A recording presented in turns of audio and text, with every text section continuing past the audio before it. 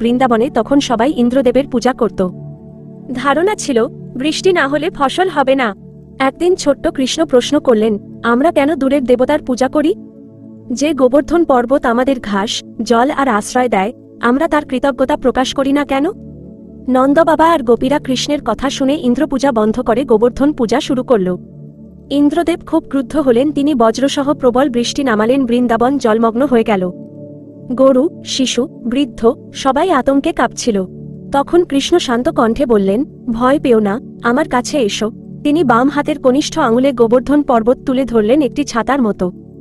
সব মানুষ আর পশু পর্বতের নিচে আশ্রয় নিল।